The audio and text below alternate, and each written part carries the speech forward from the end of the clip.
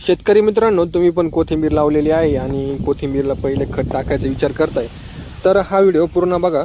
तर शेतकरी मित्रांनो, तुम्ही जी कोथिंबीरचा प्लॉट बघत आहे तो मी बेडवर केलेला आहे आणि त्याच्यावर मी 16 mm ठिबकच्या नळ्या टाकून मी कोथिंबीर केलेली आहे.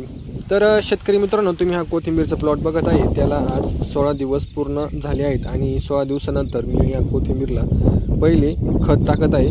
तर त्यासाठी शेतकरी मित्रांनो, पुढील प्रकारे मी खताची निवड केली आहे. तर शेतकरी मित्रांनो, हे बघा,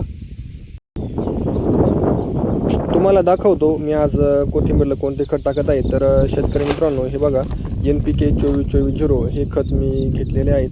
तर शेतकरी मित्रांनो, हे खत दाणेदार स्वरूपात असून हे टाकायला खूप सोपे आहे आणि याच्यामध्ये पावडर नसल्यामुळे आपल्या कोथिंबीरला पिवळेपणा पण येणार नाही. कारण का शेतकरी मित्रांनो, काही खतांमध्ये थोड्याफार प्रमाणामध्ये पावडर असते आणि ती पावडर आपण कोथिंबीरवर टाकली तर कोथिंबीरच्या पानांवर स्पॉट येण्याची शक्यता असते, पिवळे पडतात. तर त्यासाठी शेतकरी मित्रांनो, हे खत खूप सोयीस्कर आहे खत टाकण्यासाठी. तर शेतकरी मित्रांनो, हे खत पहिल्यांदा सुरुवातीला कोथिंबीरला टाकली तर कोथिंबीरची वाढ होते, मुळांची वाढ होते आणि काळोखी येते. तर शेतकरी मित्रांनो, अशा प्रकारे मी 24-24-0 हे खत टाकत आहे आणि पुढील माहितीसाठी चॅनलला सबस्क्राईब करा. धन्यवाद.